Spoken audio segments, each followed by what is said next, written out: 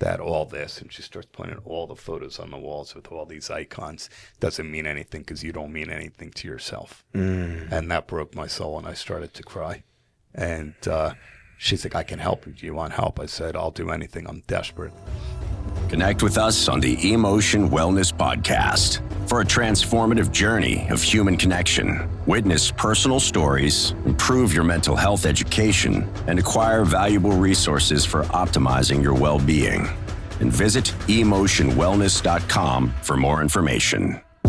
Welcome to the Emotion Wellness Podcast. My name is Jason, and as usual, I'm here with my boy, Mr. Frank Parisi. Frank Parisi's in the house, and we have, first of all, I want to just say today is a very special day for me because I have in the studio three of my closest people in my life. And we have the most special guest today, my brother, recovery advocate, mental health advocate, just one of the most amazing human beings. I got to start with that. I mean, you have a million accolades to your life. But he also has an amazing haircut. He has an amazing haircut, like Jason, I have to admit. This is the bald crew today. He brought two guys in here today. Both have You know what I mean? like, all right, we're in. We're good. Founder of Prince Marketing Group. Yes. My brother, Darren Prince, the GOAT agent. But more than that, just an amazing human being, brother. I'm so grateful that you took time to come on the podcast with us. So welcome. We planned this a couple months ago, right? We knew I was coming. Yeah. No way we weren't going to find time. Yeah. But the first sentence says it all. That's the most important thing. You know, when we're given a gift in life, is knowing that we got to give it back to keep it and to be a voice to help so many that are sick and suffering. That's our main goal in this life, more than anything else. So welcome to the show, brother. I know everything about your life. I read your book. I know you. But, the audience doesn't. So give us a little background about who's Darren Prince, where's he from, and what's kind of started you on this journey of where you're at today. Well, so I grew up in Livingston, New Jersey. I had a great, loving family. There was dysfunction like any other family. But my father became a sponge to like his business knowledge, and he always saw in me things that I never saw in myself. And I often say, I speak all over the world for recovery galas and mental health galas and corporate events. And, I talk about when I look back, I think I was probably a prime victim, prime candidate for addiction because I was in small classrooms and 5 kids, 6 kids. I was told I had a learning disability, but my father pulled out in me what my strengths were. And I started a very successful mail-order baseball card company in 1984. How old were you at that time? 14. Wow. And this was before the boom, before the internet. Like right now, it's, sports cards are as blue chip of an investment as they've ever been. That gave me an external space of validation for myself. But I always had that lack on the inside. So when the money came and then the notoriety came, I was able to, buy anything and everything I wanted, including drugs to party with all my so-called friends that were all the fake friends that came along for the ride. So I was buying a lot of friendships, and but it was okay because I needed it. I think you know what I'm talking about as somebody in recovery. I needed whatever it was around me, whatever it took to just feel like I was the man. Yeah. And, our healer friend Lingerie said, looking back at that time in your life, you wanted all the men to know not only they had all the money, but you had the woman. And the two things that, really at the end of the day don't mean anything unless you find that one good woman in your life, which I do have now with Nutsa, my fiance, as you know. But then the agency business came into my life through some tremendous contacts. I got to meet Muhammad Ali and work directly with him and smoke. How did that happen? So I had a designer that introduced me to Harlan Warner, who was Muhammad Ali's agent for about 40 years. And Harlan became a mentor and a dear friend. And I met him for the first time, I think, in 1992. And I called him up, and I was fascinated at these sports card shows to see Joe DiMaggio, Mickey Mantle, Pete Rose, Willie Mays, all these huge athletes signing autographs. And to me, that was so much cooler than selling baseball cards. So I wanted to go for the biggest name out there. And I heard through the grapevine that Muhammad Ali does some of these autograph signings. So my buddy introduced me to Harlan, who was great. My first signing with Muhammad was, I think, maybe around 1993 up in Boston. And that day was just life-changing. I mean, it was me, Muhammad, his attorney, Kim at the time, me, my boy, all my Italian friends, my boy, Greg Bruno, Rob Belcour, all the kids I grew up with. We drove a U-Haul up to Boston with like hundreds of gloves and photos and trunks, and literally got to spend 5-6 hours in a hotel ballroom with the champ. And it was just unbelievable. I mean, as euphoric as an experience I've ever had in my life. A lot of people say this, including Lionel Richie, who we got to see a couple months ago. Newt was a finalist on American Idol, so they're very close. And we would always talk about the aura around people like Smoking Joe and Ali. But Ali had something nobody ever had.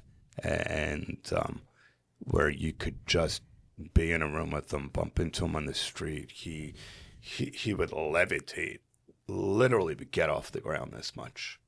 And you would feel like the most important human in the world being around him. And the world would just stop. And, from that experience, Harlan, Muhammad's wife, Lonnie, the whole team loved the way that I was so OCD with making sure things were perfected for him. Every single detail was flawless, that they brought me into his camp to work for Team Ali. And Harlan told me, look, you have a huge opportunity living in New Jersey. You need to get down to Philadelphia and find a way to get in with Smoking Joe Frazier, because it's the greatest rivalry in the history of global sports. And you're an hour and a half away from Philly. What I would do is develop a relationship with him, start working with him. You and I might be able to pull something off historic one day and getting these two kings of kings together. And yes, I went down to 27. I'll never forget the address. 2917 North Broad Street. It made Newark, New Jersey look like Philly. Disney World. Okay. And you know what Newark is like. Oh yeah. So Joe got out of Joe escorted me out of the car. He wanted to walk me into the gym. Wanted to walk me back into the car. He didn't want to take no chances. And, I needed to be seen with the baddest mofo that ever walked the streets of Philadelphia. So we hit it off right away. And I didn't realize, I'm so young, bro. I'm 24 years old. Wow. Like, it just, both these icons were just so accessible to me. And, but I started seeing the more time I got to spend with Joe, because Ali lived in Arizona and Bering Springs, Michigan. So I didn't get as much time with him. Ali, maybe I'd see once every 6 to 8 weeks. Joe literally would start coming to my house and staying at my place. And Joe became like a second father. So I started really understanding the culture and the historic origin of these two, where Joe was just this blue-collar guy all the way, where Ali pushed the envelope a little bit too much, calling Joe an Uncle Tom and casting him as a white man's champion, and how intense the rivalry was, and how Joe took it so deep and so personally, where even his kids had to go to school with security guards, and caused a lot of personal problems for 3 epic fights that were already sold out around the world, from closed circuit to the live gate. And so I started getting such an education where, not that I didn't love Ali, but I was like, this is really messed up. Like, Joe really got, the short end of the stick here. And if you ever watch, there's a documentary on HBO that I was a part of called One Nation Divisible, Ali Frazier. It's unbelievable, about March 8th, 1971, which it's the single greatest sporting event the world's ever seen. I mean, it was so big, Frank Sinatra had to get in as a photographer for Life magazine to shoot photos ringside. Wow. Wow. Joe Namath, Joe DiMaggio, Joe Louis, all ringside, Hugh Hefner. It became a fashion show. It became everything we see in the world of the UFC and boxing is today. And, I mean, literally, for something to be so big that the Vietnam War stopped that night, because on that Monday, March 8th, 1971, eyes of the world were on this square ring where 2 undefeated champions never has happened before. And there was such hatred and like this bitter fuel outside the ring, where Joe felt betrayed because he got Ali his license back, and the minute he got Ali his license back, Ali turned on him. He gave Ali money. He went to the White House to meet with everybody and anyone to get his license back because he didn't enlist in Vietnam, and Joe knew this fight needed to happen, and Ali just turned on him. And Joe didn't realize that Ali was just building up the hype. And, so Joe's like, the only way I'm going to get him back is beat his ass in the ring.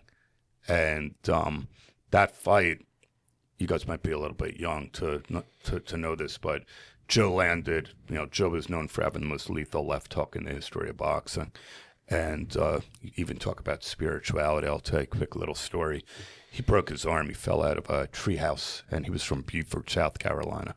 I mean, you can't imagine. Joe dropped out of high school to help his dad because money was needed around the house, and not the most educated, but all the street smarts in the world that you would ever need to survive. But I mean, very, very low income. Always, struggled. And had he was a man's man. He was up at 3-4 in the morning working on the farm, doing whatever he had to do to help provide for the mom and the dad and his brothers and sisters. So when he fell out of the treehouse and broke his arm, his mom and dad, they didn't have money to bring him to a hospital. So she set his left arm in a cast the best way that she knew how to. When he started boxing, and met up with Yank Durham, who would eventually be his world champion trainer, and saw the potential Joe had. He looked at his left arm and noticed that the way that it healed was so off that it defied the center of gravity. And if he could perfect throwing that left arm at the curvature of the way that the bone healed, it'd be the most lethal left hook in the history of boxing. And undefensible. You couldn't defend it. Wow. And that's why. Wow, that's wild. Yeah, so I told Mike Tyson that story, and he went wild too. Like, a lot of people don't know this. And you talk about, he had his own God shot. Yeah. Think about that. So, Joe hit Ali with one of the most famous left hooks in boxing in that 15th round and put Ali down. But Ali got up. I mean, he had a jaw that nobody's ever seen before. Ali got up on the count of 3 or 4, and it would have put anybody else in a coma. So, studying so much about their iconic rivalry, I noticed that, as sad as it was, Joe won that fight on unanimous position, but the winner was the loser, and the loser was the winner. Ali got more respect for getting up from that punch than Joe got for delivering it. And, so it became such a deep, personal part of my life. And even so much as when I became an agent and Joe became a client and Ali and Magic and everybody else, it became such a focus to make this, historic occasion happen, that my drug addiction also was happening. And my opiate addiction, I eventually stopped using the illegal drugs and I went to prescription drugs because I was a high-class junkie, I didn't have to do it the way a lot of people had to do it. I didn't have to go to the streets. I'd call any doctor and I'd get him on the phone with Hulk Hogan, bring him a signed boxing glove from Smoking Joe, or a jersey signed by Magic Johnson, or if there was a charity event, I would invite him to meet my clients. They're like, how could this guy have a problem? They had no idea how bad it was. I was lying, manipulating, whatever we have to do as good addicts, to get what we need to get. So when that historic moment happened in February of 2002 at NBA All-Star Weekend, it's the opening of my book, Aiming High. I, at that point, was living in an external vibration, which was really an internal solution. And everything was about the outside. Every guy looking at my life, holy crap, Darren Prince made it bigger than anybody.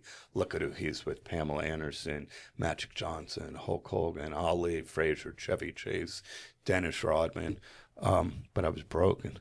I was miserable. And that night, the night before the NBA All-Star game, me, Muhammad, Joe's son Marvis, my boy Nikki C, Ali's wife Lonnie, and a couple of his best friend at the time, who's no longer with us, Howard Bingham, the famed photographer, we had dinner in Ali's suite.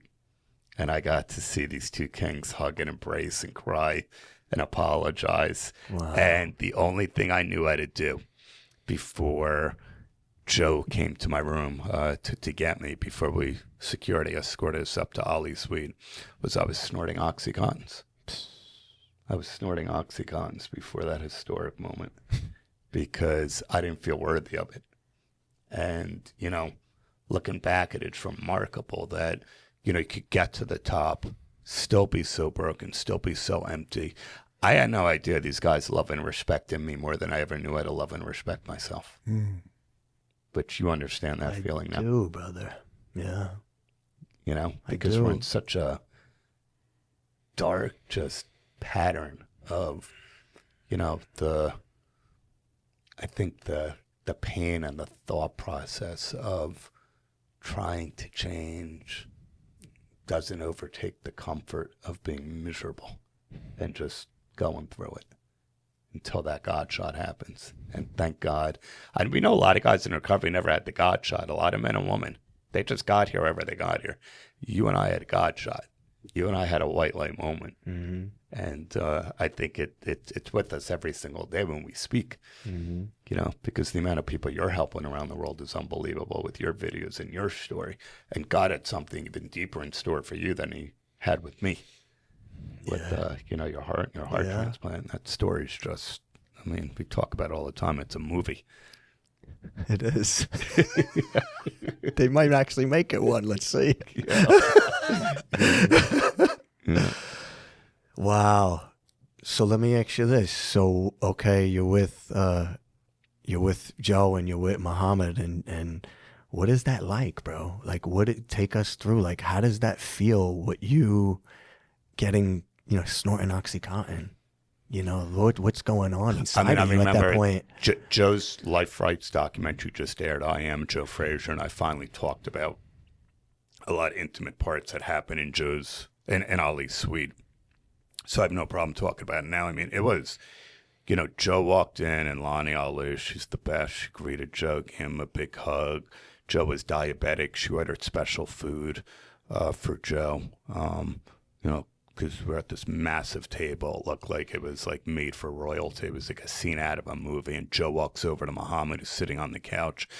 And at that time, Pierre Ali was very overweight. He was bloated. His Parkinson's medicine was adding some more weight to him. And he also wasn't following the diet that he should have been following. Ali loved to eat.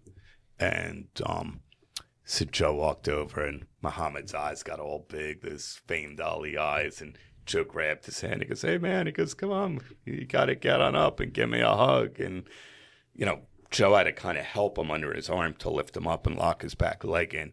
And when Ali got up, both his arms went over Joe's shoulders, and he put his head on Joe's shoulder. And I remember seeing tears going down Ali's face. And I was like, oh, my God. I was like, I can't even believe this is happening right now. And Lonnie leans over to Joe and said, "Thank you, Joe. Muhammad's just found peace." And I was just like, I cannot believe that this is happening right now. Kings, queens, world leaders. There's not a celebrity on earth that wouldn't. There's no way this is happening. You know, at the time, I'm a 32-year-old Jewish kid from frickin' Livingston, New Jersey. How the heck did this happen to me? How in the world did this happen to me? And,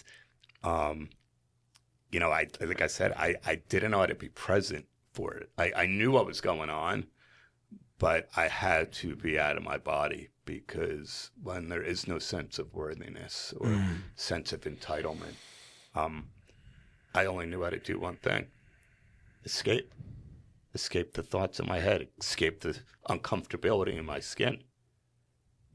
I think you understand that. I do understand You know, when you look in the mirror and you don't see what everybody else sees, you want to run, you know. And even Nicky wasn't an emotional guy. I remember looking over at him, and he's got tears in his eyes, and he's like, "Bro, you did it." And, you know, the crazy thing is, we thought it was over that night when we left. Marvis was a reverend, Joe's son, and him, Joe, Muhammad got into like a circle of three of them. And Marvis wanted to say a prayer. And I didn't want, at that point, I knew my place. I'm like, I'm just standing behind him. I'm like, I have no rights to be. Like, I know the story about Thrilla Manila. There's plenty of documentaries, that iconic third fight where Ali called Marvis into his locker room and said, everything I said about your dad, please know is to promote the fight. And please offer my apology. And that just made it worse, because when Marvis went running back to his dad's locker room and told him, he goes, hey, son, you're not Joe Frazier. Why didn't he tell me this? And Joe was right. He was old school about respect. Don't tell my son. Tell me to my face. Yeah. So Joe interrupted the Prince and, son, I got this. And they all shut their eyes. He goes, dear Lord, we have forgotten and we have forgiven. And please heal this man to allow him to enjoy his grandkids and everything he's meant to the world, and just to give him a beautiful life. And he goes, we're friends now and we want the best for each other. And literally the three of them, you could see tears just rolling down their face. Wow. I was like, oh my God. I was like, I can't even believe. Like, I always get chills when I tell the story, because I was like, and I'm there listening to this whole thing. I mean, it was just unbelievable. And the next day, we were taking Joe to the NBA All-Star game, because it was his hometown in Philadelphia. And I knew they were going to do a big intro for him. I get a call about an hour or two before I was heading over to the arena with Joe from the NBA. And they said, hey, we heard rumors that Joe and Ali got together last night. And that was their private moment. I know as an agent, I was like, no. I was like, I don't really know anything about that, you know, and I got to keep that like on the down low. And they said, well, in any case, we're wondering if we could sit Joe a little bit closer to Ali at the game in Celebrity Row on courtside. So I was like, yeah, you know, I think, you know, Joe would be kind of okay with it. I was like, a lot of that stuff is in the past, and, you know, shouldn't be a problem. Bro, what I didn't realize is I walk into the arena, we walk through the tunnel, and Joe and I have seat 3, 4, and 5. My boy Nicky C was with us too, who's Stallone's business partner. I think you've seen me post with him before. So it was, I was in seat 3, Joe was in seat 4, Nick was to my left, as was Joe to seat 5. And Joe walks in, the place was going nuts. I mean, you can't even imagine it was there. It was like Alicia Keys and Elton John and Britney Spears and Justin Timberlake, and everybody knew this was like the Godfather of Philly, and they're all trying to get pictures. And then as we sit, and this happened every time Ali walked into any arena, stadium room, you start hearing Ali, Ali, Ali. And he walks in with his best friend Howard Bingham, the photographer. And it gets so awkward, because I'm in seat 3. Joe's to my left in 4, Nick's to his left in 5. Ali comes in, gives me a hug, grabs Joe's hand, sits down right next to me in seat 2, and Howard takes seat 1. So we're dead center court. You know, billion people watching the NBA All-Star game. Jordan's in front of us, Kobe, AI, because Jordan was playing for the Wizards at the time. So they're all just like, you could see people's faces like, oh.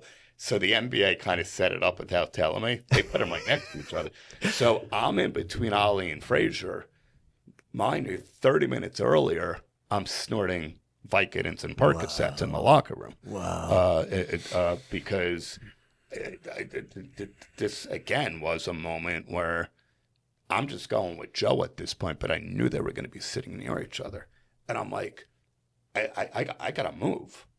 And you know that there's times when you're high as a kite and something happens that triggers massive anxiety. The buzz wears off. It's such a buzzkill. So I'm sitting there, my palms sweating. I was like, I got to get up. I'm like shaking. I was like, how am I sitting in between Ali and Frazier right now? I gotta switch the seats. And Joe elbows me and he leans over. He goes, hey, boss man.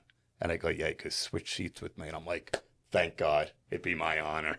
And so now it was me to Joe's left, and Ali and Frazier were sitting together, and the place just erupts. Wow. Yeah, so, I mean, I heard conversations with those guys during the next 2-3 hours. That was just unbelievable. And, I mean, Diddy was there with his son, and Magic and Cookie were 5 seats to my left, and he was so happy for me. You know, I call him Irvin by his real name because he knew how hard we worked on, you know, this happening. It wasn't about money. It was just about sending a message to the world. It was in a frequency of giving, bro, because it was about the message was, if these two words can make peace, why can't the rest of the world? Yeah. And it was just, again, it was one of those moments that was so surreal. But here's the beautiful thing about recovery. I get sober on July 2nd, 2008. What was that like? Like, what was the clarity? Like, what happened? I don't. How many years of addiction were you in? I don't think it was different than any other day. I just think I was at my jumping off point. I had the gift of desperation. I met my uncle the day before from Florida, who was visiting from Miami. He was with his then girlfriend, Andrea, and I never met her before either, but they paid me a surprise visit after they saw my mom. And I just had a connection with her. I never had a connection like this with a human being. I told her everything that was going on because she looked at me and said, "Is you okay? You look like you're not happy." I told her everything. And she's like, "You realize you're an addict, your life's so manageable." And I said, "Yeah." She goes, "Do you realize you're powerless?" And I said, "Yeah." And she goes, "Do you realize that all this?" And she starts pointing at all the photos on the walls with all these icons. Doesn't mean anything because you don't mean anything to yourself. And that broke my soul, and I started to cry. And she's like, "I can help you. Do you want help?" I said, "I'll do anything. I'm desperate." And she put me on a detox plan. The next day was July 2nd, 2008. And I flushed the last of my Suboxone, whatever the heck I was taking. And I called them at like 7 o'clock at night, freaking out after the gym. I was vomiting, diarrhea, hot flashes, cold flashes. I can't freaking do this. I'm calling the goddamn doctor to get what I really need to get. And my uncle just starts screaming, "It's the goddamn disease talking. It's time you kick the crap out of you. You've been living this way since you were 14. Get yourself to a 12-step meeting, this time for the right reasons, not because it's court ordered. And tell these people you're sick and suffering and watch the freaking goddamn miracle happen." I said, "I can't do it. I've been to the stupid meetings. I've never connected with those people." I hung up the phone, ran into the bathroom, locked the door. I was married at the time, and my then wife is banging on the door, "Don't do it, don't do it," because she was part of an overdose that I had a year earlier. And I'm going through all the pill bottles to find some non-narcotic anxiety pills that Andrea said I could take, which were Klonopin. And out came 2 extra Vicodin, which was crazy because, like, I knew I spent an hour the night before going through every medicine bottle, clearing out everything I needed just so I wasn't tempted. And I was going dry. I mean, probably should have gone into a treatment center, to be honest with you, but I white-knuckled it. And it seemed like, Frank, in that moment, because I know, like me, you had a lot of other close moments that you just weren't ready, that was the spiritual awakening. Like, oh man, exactly what I needed. What a God shot. But I wanted to live more than I wanted to die. And I fell on my knees, first time in my life, and screamed out to God, "Take the money, take the business, take the notoriety. If you give me a single day of freedom, I'll spend one day at a time taking others out of hell with me."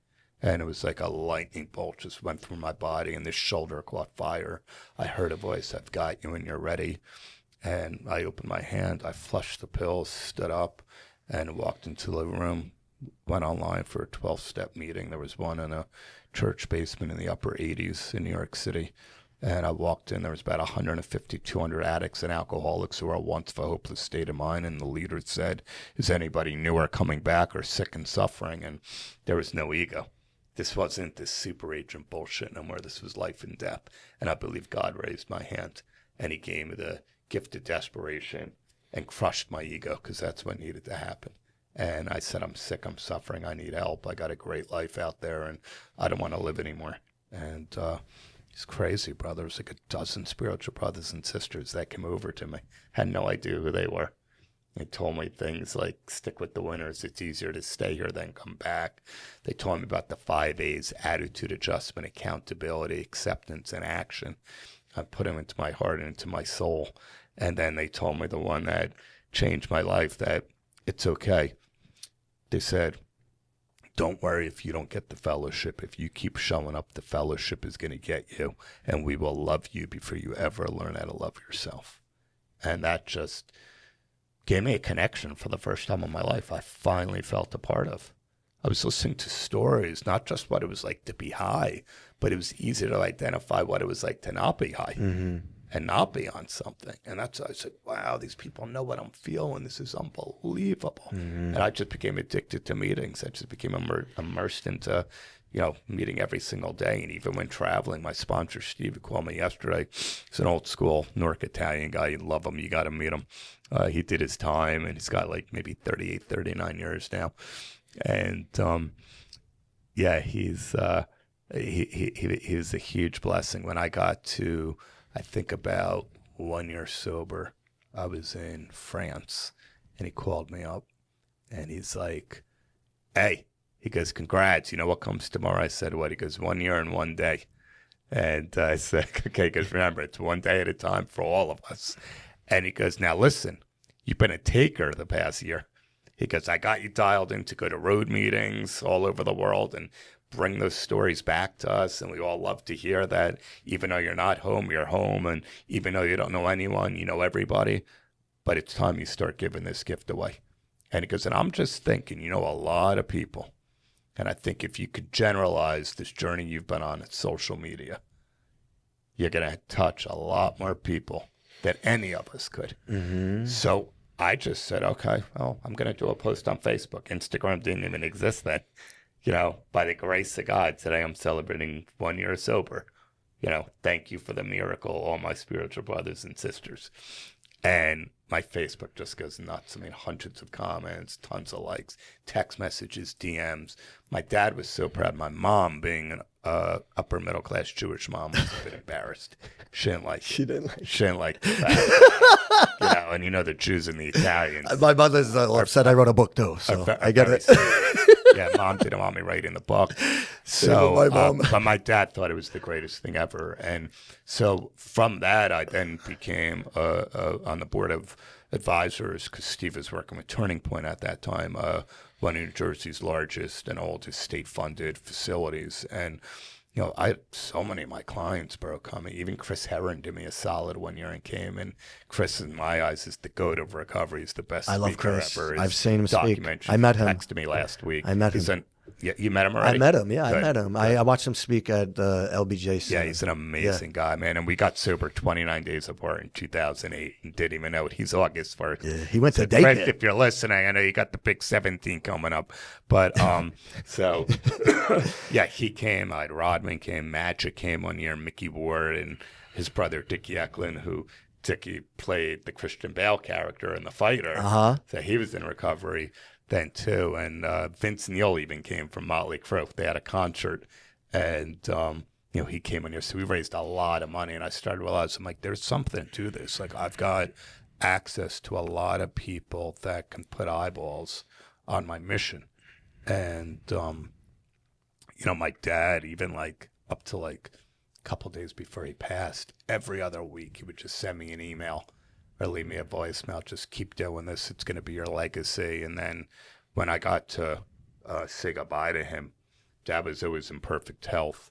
All the isms came from my mother's side of the family, nothing from my dad's. And February 14th of 2017, he passed on the 15th. He had an aortic aneurysm that went undetected. So he was in and out of a coma for 32 days. Eventually came through, got sepsis, and we knew that it was time to put him into hospice. But I had the blessing, bro, to have a sober father who had a sober son relationship for 8.5 years. And Hulk Hogan, I think you saw one of the videos I posted about it, called me up. And, Hulk's a spiritual brother. And he goes, brother, you know what you got to do? You got to get some alone time with your dad. Forget going with your mom and your sister. It's different. I know the way he looks at you. He's holding on because he wants you to tell him it's okay to pass. And he goes, I know it's going to be tough, but I had that blessing with my dad. So I went there by myself on February 14th. I'll never forget. It was Valentine's Day, and I held his hand, and I was rubbing his head. And Dad and I weren't affectionate like that, but it was nice because I know it was comforting him. And I said, Dad, this incredible part of my journey to inspire other people in the rooms of feeling so comfortable during the most uncomfortable time of my life has made me realize that I can get through anything, and sober. And you want to keep fighting or tell me what's going on? And if you're 75%, maybe it's worth sticking around a little bit more. And he looked left. He had a tube down his throat and everything. He was in good shape, and he looked back, and it had to be the hardest thing he had to do. And he goes like this. I said, okay. I said, look. I said, I'm the best place I've ever been. I said, go see Grandma, Grandpa, Joe and Muhammad, Uncle Alan, Uncle Joe. I say, tell them all I love them. And I go, but you are going to watch your son touch the world from up there. And because of this whole experience. It's incredible. And it was just, you talk about God shot after God shot. He passed, that's over 600 people at his funeral. The week after that, Turning Point calls me up. They wanted to honor me with the first annual Hope and Recovery Gala Award. So that's when I hired a speech coach, because I wanted to make sure this wasn't no AA speech. I'm like, I needed to create something that penetrate the masses. I did the speech, and I get a literally email the next morning from Rona Graff, who was Donald Trump's executive assistant forever. And it was at the time that I announced my book was coming out, and she's like, they want you at the White House. They saw your speech because it went viral on Facebook Live. And so now I'm up on Long Island speaking to 1,800 kids, and I got to change around going to another school to get on a plane and fly to Washington, D.C., where Trump is signing the $8 billion opiate epidemic bill. Oh, wow. And it was just one. I mean, I was almost numb, if you know what I'm saying, because you experienced it. Look what happened with you. You had it before me, but you took it to another level after we met. And it was just one request after the other. And because, Hulk Hogan said it best on the quote that he gave from my book. He goes, Darren came to God for the blessing, and God eventually said to him, because you came correct, it's time I make you a blessing to other people. Fuck. And it's every day. It's just the emotions. You want to cry, and you want to dance, and you want to fly. I know. And so sometimes he sent me messages, bro, it's unbelievable what's happening. It's like, he goes, I can't even, I was like, of course it is. I've been living this way for 8 years. I just have a little bit of a head start. And there are days sometimes where it's just like, it's unbelievable. Who would have actually thought that we're all chosen in our own way? But I think when the surrender comes in, I think when the service comes in, I think when the authenticity comes in, because authenticity is the highest frequency in the universe. Yes. And you and I live it every day. Still knowing we're not perfect, that we're perfectly imperfect. But the first and most important thing is keeping the gift we have and finding others that we can share the message. Yes. That means everything. Everything. Everything. Everything. And it's just been nonstop. I mean, I believe probably in the past 2 years, the two biggest blessings in recovery for me were getting connected with our boy Lingerie, who taught me about even deeper personal development work.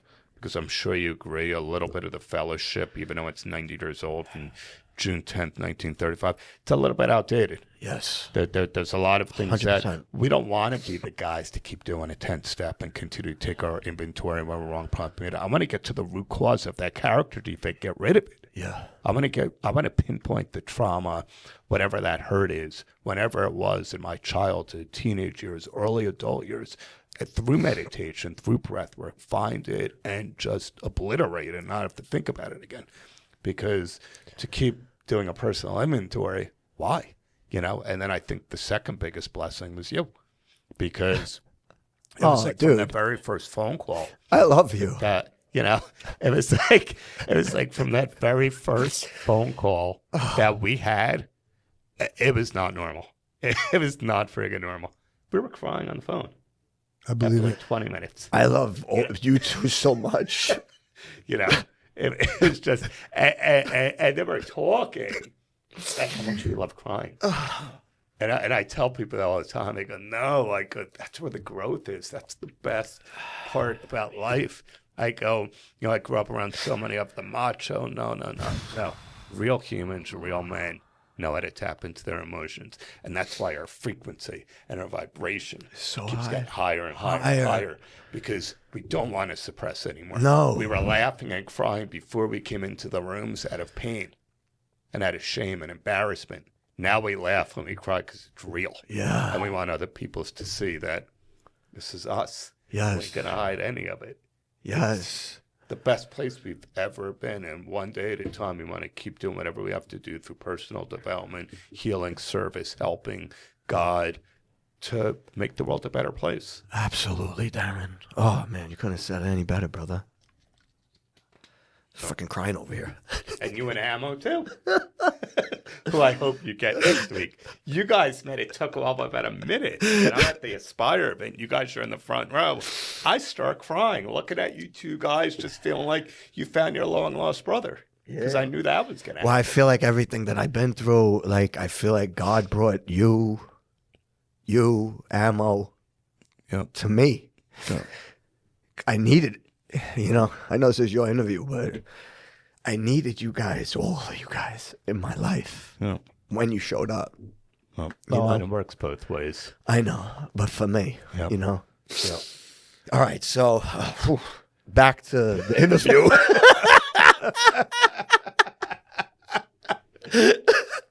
She missed all the tears. So you've gone through your transformation, right? What is life like for Darren Prince today? Life is like, I probably have 25 to 26 good days a month, which is the best it's ever been. Because again, life still comes at you. Of course. We're not perfect. No. I like to live, once you understand putting the plug in the jug and throwing out the drugs, we have to be spiritual individuals. We have to try to understand people instead of us being understood. In the heat of an argument, where the real strength is? For both you guys listening, next time this happens, somebody sends you a text or leaves a voicemail or pisses you off, stay in that frequency of feeling all right instead of right. So you do that the rest of your day. That's when abundance comes. That self-control of understanding someone else instead of us being understood. Mel Robbins, to let them let them be who they're going to be, because I'm not going to let me out of my frequency. Right. Watch the blessings that happen, totally because you will get an emotional hangover by engaging. It's not worth it. And you and I, we had enough physical hangovers. When we get an emotional one, there's no telling when that's going to leave. Yeah. Because we open up our big phone. Now, I'm still not perfect. It still might happen a couple of times a year, but like Steve Deloyle, my sponsor, he using that works as like a spiritual big brother now, but he says it. He goes, look, say what you mean what you say, and don't say it mean. That's how I live life. Because once in a while, you got to remember, too, we don't get sober to not love ourselves from the inside. We're not doormats. And once in a while, I've had it myself, you got to put your foot down and you got to be a little bit more firm. Yeah. He goes, you're going to know you're right. You know when? He goes, if you raise that frequency of your voice, or you send a message that you would normally think you shouldn't send, and you get what you were expecting to get because it was the right thing to do, that's when you know you're right, and there's no emotional hangover. And I've had those moments too, because some people have to understand we're not doormats. Yeah. And you can't walk on us. Yeah. And it's coming from a place of self-love and self-respect. Yeah, you could push somebody away. Learn what my good friend Joel Osteen always says, love people from a distance. But that sometimes leaves some resentment inside too. So I think occasionally we do need to put our foot down. But I'd like to, like I said, I like to always try to do it the way of say what I mean what I say, and don't say it mean. Because I think when you do that, it's almost like how our parents used to say when we were growing up. It's not what you say, it's how you say it.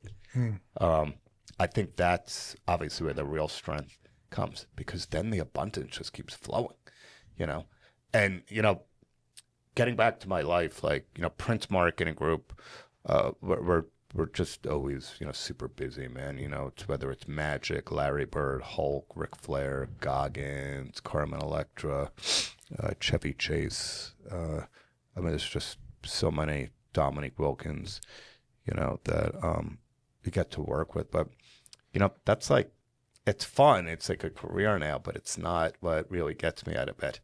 That's just, what I've been doing now for 31 years. And they're all family at this point. But for me, it's really about my Aiming High Foundation, my 501c3. Talk about that. I think you saw last week on my sober birthday, my dear friend Sean Callagay, who's a very well-known legally blind attorney I know him. from New Jersey. Yeah, I went on his podcast. Yeah. I'm blinded. Mm-hmm. And he's been on 20 stages with Tony Robbins. He has office overnighted me. I got it right before 8 in the morning, like a 7:30 a.m.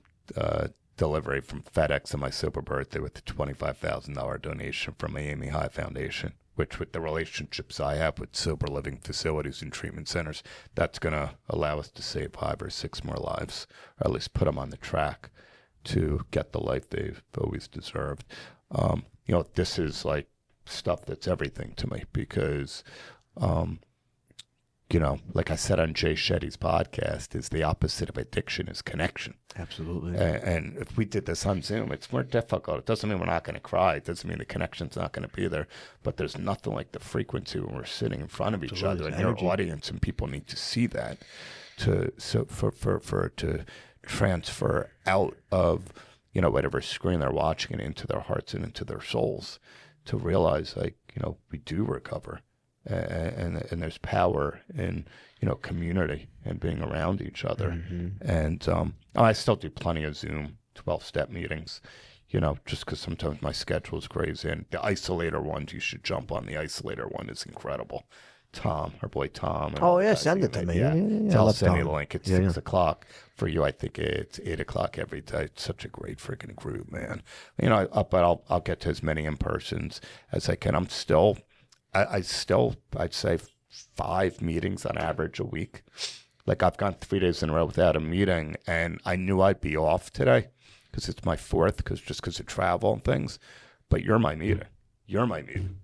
You know what I'm saying? This frequency is my meeting. Absolutely. Because I also learned that I didn't get sober to hide out in the 12-step rooms.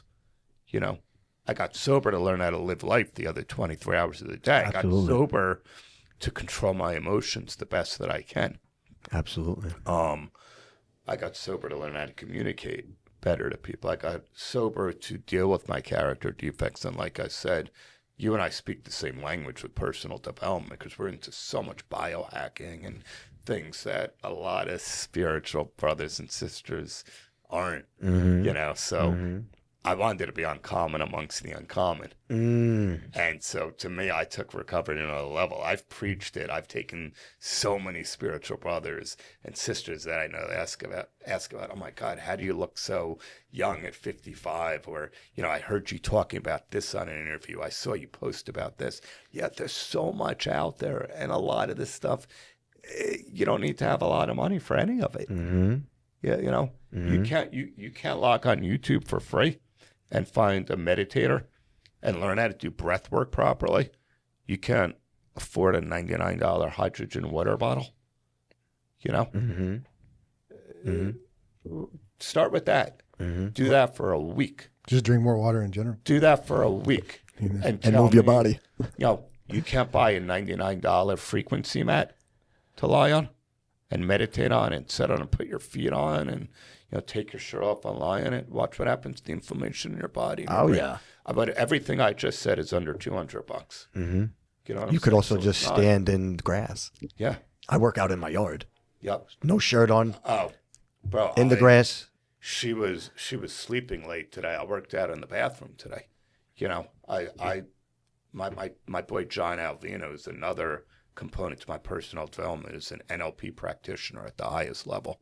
So we actually went to New Jersey to see him back in May and did some neurolinguistic program. And I've done several sessions over the years, and that's really, really intense, deep stuff, where you go back into certain childhood moments and you reverse the roles, so you're actually playing your the inner child work. Yes, I've done that. I've done it. Tony Robbins. I've done it. Psychodrama. So, yeah, and we, we talk about so much of the stuff all the time that you're able to, tap into that, and how there's so many people still making excuses. Like, okay, you can't get to the gym. Can you do 10 sets of bodyweight squats at 20 apiece? Can you put your feet up on the end of the bed and bang out 10 sets of 20 push-ups and take a freaking chair like that and tell me you can't do dips and you can't do, bodyweight squats? I'll give you a 45-minute workout routine in the freaking damn hotel room. There's no excuses. No excuses. No excuses. This room right here is a perfect place that you can design a crazy-ass workout if you can't get to the gym.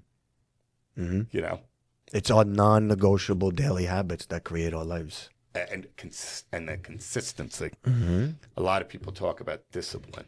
And I go, discipline doesn't do it. There's a lot of people that are disciplined to not do what they're supposed to be doing. It's the consistency of doing the right thing each and every day where you could feel that growth. And yeah, you're entitled to take a day or two off. Goggins doesn't believe it, But, I do have to take a day or two off here and there, because just like you, when you're living in a frequency of giving and it's just so many people taking and taking, you got to be selfish at times. Absolutely. To take back for yourself, to continue to be selfless. Absolutely. We need to charge our battery. Yep. Absolutely. Yeah. Beautiful, brother.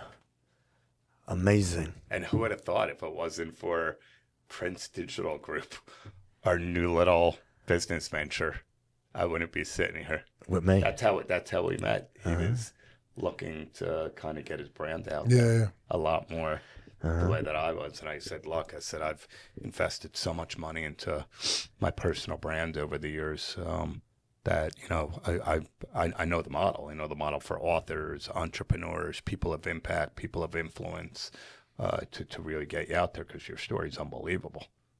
And I appreciate you so much for that. I have so many DMs daily of people that I help. Like on Sunday, I talked to a guy from killing himself. Unbelievable. Just an hour of my time.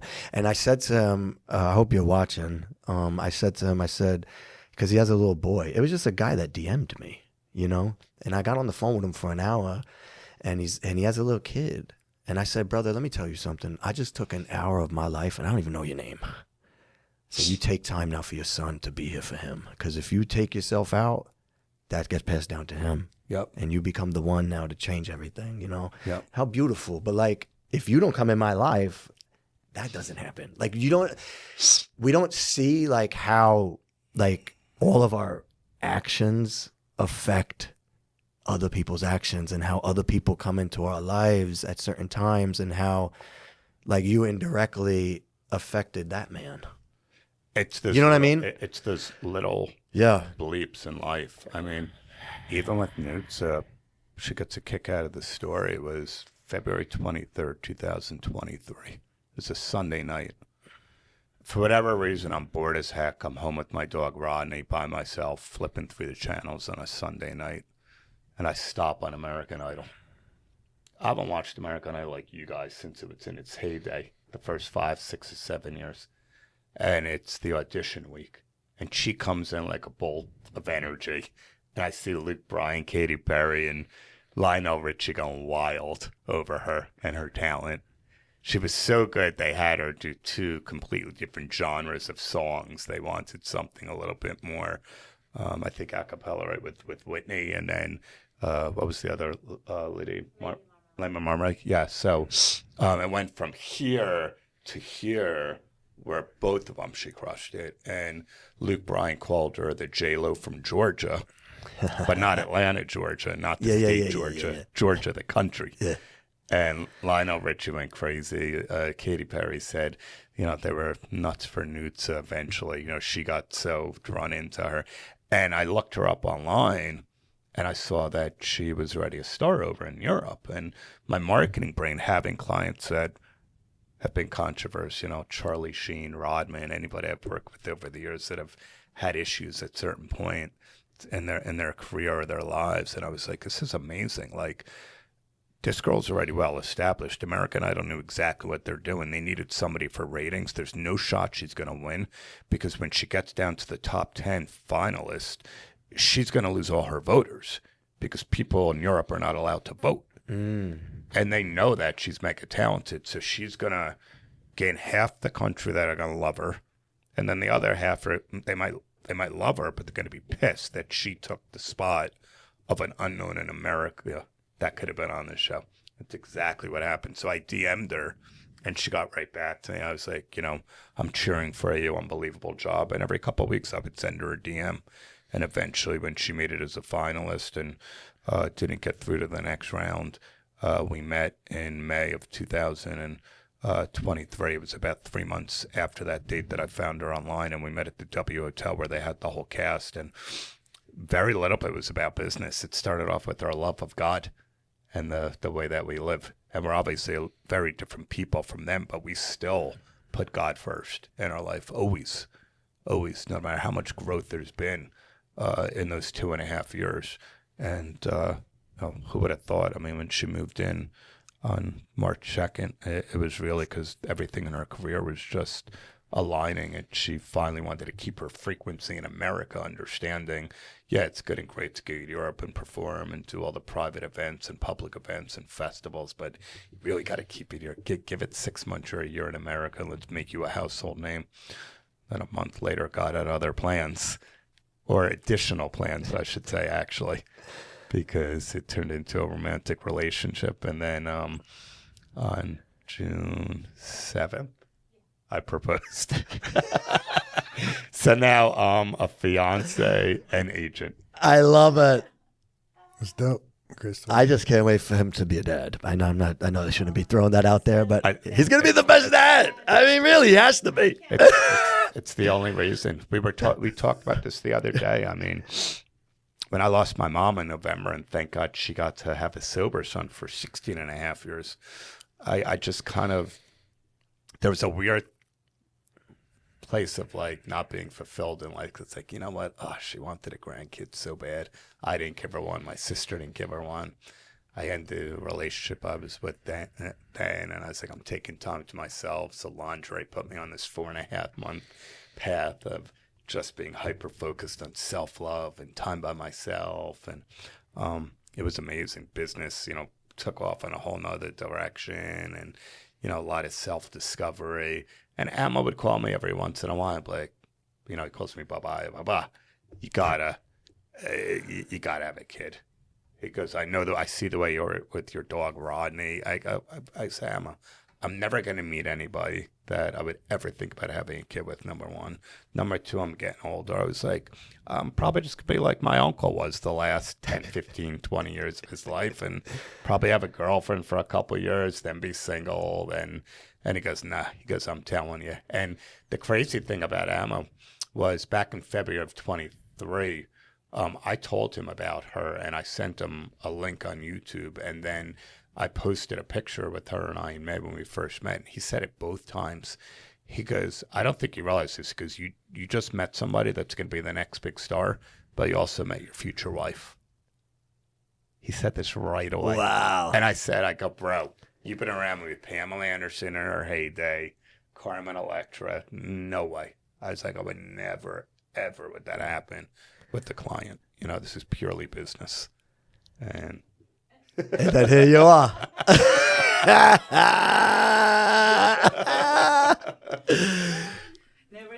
The world needs good parents.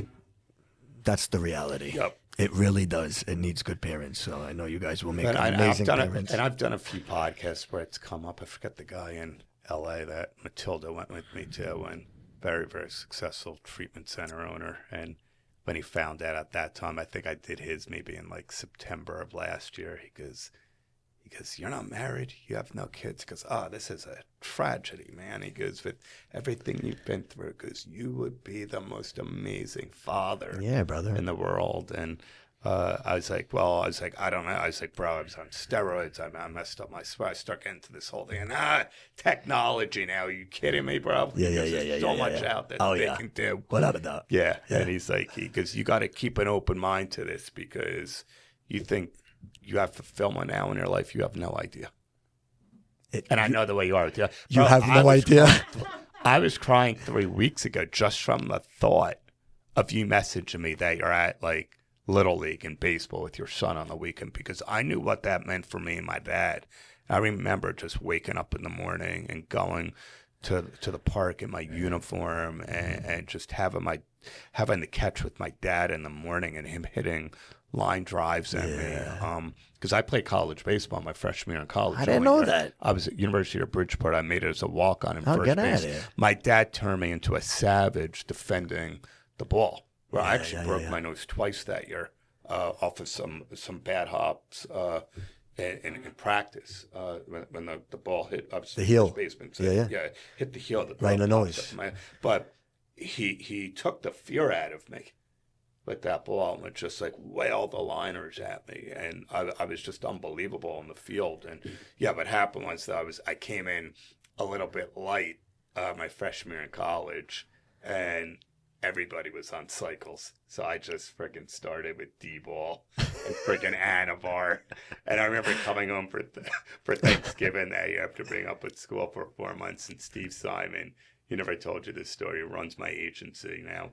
We go back since I was 10. He comes to pick me up in my house so we can get a bite to eat. And I got in the car. He goes, bro. I was like, who's this monster getting into my car? It's like you put on 35 pounds of muscle. Yeah.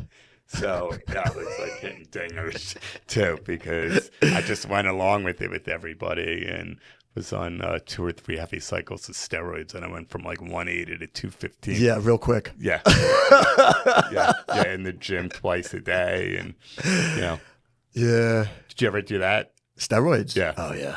Yeah, that definitely didn't help with the heart, you know? You're right. Drugs, steroids, trauma.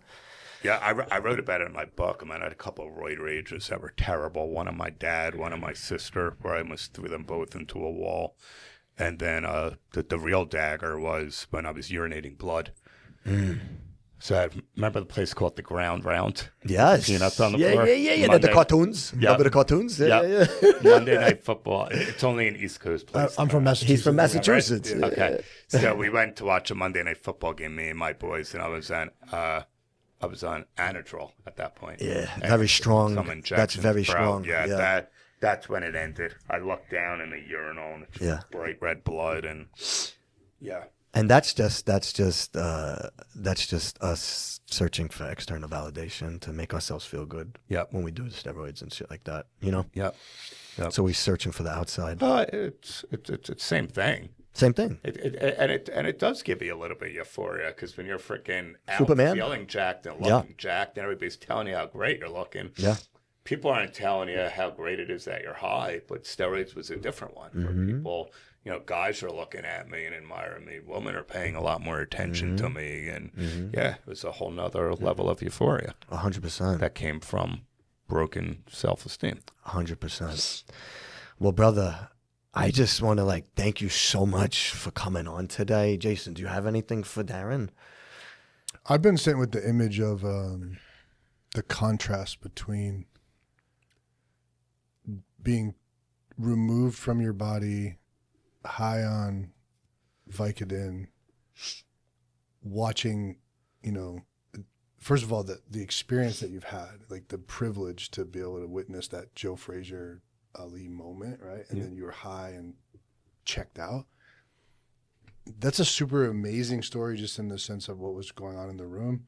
And I also, from someone who's been in recovery for a long time, I did some stuff around 9/11 that was not honorable, in the sense of I was getting high and drunk when it happened, and I was in the military and ruined my career. And so the only thing I have to relate to that is that, but it's similar in the sense of I had a lot of shame about that. So I was really connected to that piece. And then you talk about your dad being sober and having this moment, holding his hand and giving him permission and letting him know you were okay. And that contrast is such a beautiful picture of what happens for people in recovery. Like those two, they're two pillars, right? It's like when I look at your story, and I listened intently today, and I know how close you and Frank are, so I wanted you to have a lot of that interaction. But man, I'm thinking about this father figure in Joe being high, watching this moment, and the process of recovery that allowed you to be so present for your dad. And what a gift, right? And that's the piece that I got really excited about. I'll give you 2 more before we sign off. So when I knew in 2011 that Joe's liver cancer came back in September, and the doctor's misdiagnosis, hepatitis C, came back, which we got in his fighting days, which was quite common. I got to go to the hospital to see him. I had a big event with Hulk Hogan in Pennsylvania, so I was one of the few that was allowed to the hospital on that Sunday morning. I'm 3.5 years sober. So I got to see him and hold his hand, and we laughed about going to the blackjack table in Atlantic City. He liked the big butts on the big black woman. So I go, hey, champ, we're gonna get some big ass booty black. And he's smiling. He goes, "Rrr, rrr." He would like bark, and he was in good shape then. He didn't go downhill yet, but so I was able to be present. He passes on November 7, 2011, and it was on 2 nights before Monday Night Football. That was in Philly, Joe's hometown. On that November 5th, I'm at his high-rise in Philly. I was invited to be there. They were putting him into hospice. He did not want me to see him, so I was in the living room. And it was his business manager, his daughter, Wita, who sadly passed away a couple of years ago, and his longtime caretaker, Denise, who I still speak with once in a while. And Lonnie Ali calls me because it broke all over the internet and the news that Joe Frazier was in hospice. And she goes, is there any way if Muhammad and I flew up that we can come see Joe? This is the worst I've seen Muhammad since his mother passed away. I said, Lonnie, Joe will come back to heaven and kill us all. I'm not even allowed to see him in this condition. Apparently, he lost a bunch of weight. He's in his bedroom right now with his caretakers. She goes, I understand. She goes, I'll look forward to hearing from you on the arrangements. You ready for this? And you can see video of this on YouTube. I escorted Muhammad Ali and Lonnie Ali to Joe's funeral, sober. Oh, wow. Beautiful. Sober. Yes. And I remember walking in, and my dad was there, my mom was there, my boy Nick was there, Chuck Zito came with us. I got Chuck very close with Joe over the years, and I remember just looking up at the sky being like, now you know you earned it. Because I had 3.5 years of sobriety under my belt, and I knew that every fiber of my soul earned the love and the respect and the admiration of these two warriors. And it's the first time in my life that here it's years removed from the prime years of working with them. But to have that revelation and to know, like, people seeing Ali walk in, and Don King was there, and no, but he's walking in with me and his wife. And, you know, he sat one row behind me with Don King and I think Larry Holmes. And then when Ali passed in June 16th of 2016, that was, I mean, to me, that was even bigger than Michael Jackson, because Ali was just such a beloved worldwide figure. I sent Lonnie Ali a text. I'm 8 years sober at this point. And she goes, I sure hope you'll be able to attend in Kentucky the funeral. She goes, it's going to be a big one, and it wouldn't be the same without you. So I flew out there by myself, and I mean, that was another one. It was Tyson, Will Smith, Billy Crystal, anybody, you name it. And to walk into this room of everybody near and dear of the Ali circle and family, and know that this was probably the second time since Joe's memorial that they've ever seen me sober. And like, you deserve this. You earned this. You know? Yeah, I do know. On that level of respect. And not from an arrogant place. From an inner peace, God-loving, God-serving place. And that was just incredible. You talk about when life comes full circle from that 2002 All-Star moment, that I got to see both of them in 2011, 2016 at their funerals and memorials, and be able to pay respect to both the highest, best version of me. Incredible. Incredible, bro. I'm glad I said something, because we didn't know that. So that's incredible. You know, I mean, you talk about redemption. It doesn't, you know, and closure. Just a really clear picture of what you shared about regarding the sort of the reasons for the drug use, right? Which is like not worthy, no self-love, to self-love and worth, in the recovery sense. Really cool. I mean, we were talking this morning too, a lot of it is, the way the parents are. My father was a perfect human being to me, as perfect as anybody. But my mother and sister, even to this day, my sister, the anxiety and the freaking smothering, Jewish, it's no different with the Italian. I know. Call me when you get there. I just left the house. Like, it was, I couldn't go 10, 15 minutes without, having to reach out and tell her I got somewhere. So you learn as you go through the personal development, these little triggers that you can sort of recognize and work through. And you as a father now have the blessing to not repeat those same patterns to your child. Absolutely. It's the most beautiful thing in the whole world. Yeah. Amazing. Oh, this is great, man. What an honor and privilege, brother, to have you on the podcast. We appreciate you so much. I mean, the listeners are going to appreciate this so much. All we got to do is get to one. Like That's I said, it. we just got to get to one, and we did God's work. Absolutely. And we cried. It was good. Oh, bro, when you started You talking two about missed- your dad, I started thinking about my the dad. breakdown You know? moments. Yeah, it was beautiful. I hope to have that moment with me and Sonny that you had with your dad. Yeah. Beautiful. Yeah. Well, thank you so much. Where can everyone find you on, out there for the listeners that don't know you? Because everyone knows you, but maybe some people don't know you. So Instagram is @agent_DP. Darren Prince on Facebook. I think I have my own website, official DarrenPrince.com. The business is PrinceMarketingGroup.com. But I think most important is the AimingHighFoundation.org. Yes. That's my 501c3 that allows us to scholarship people in need of treatment and mental health struggles, and 100% of the proceeds goes towards that. There's nobody on payroll, anybody that volunteers. My girls Matilda and Carla in the office do everything. Hello, Matilda and Carla. I love both of you. They do everything I need for the foundation. They know how important it is and how rewarding it is for them too. When Absolutely. they see that somebody got into treatment because of their hard work with the administrative office of the treatment center or the sober living facility, and when we raise money, it's just a win for everybody. Mm-hmm. I love it. Well, thank you, brother. Thank you for coming on today. Yeah, it's been amazing. I love you too. Awesome. Thank you for connecting with us on today's episode of the Emotion Podcast, where we discuss all things mental health. Connect every week as we explore incredibly intimate stories of persistence and hope. Delve into mental health education and explore valuable resources. Available on YouTube, Apple Podcast, Spotify, or wherever you get your podcasts. And visit emotionwellness.com for more information.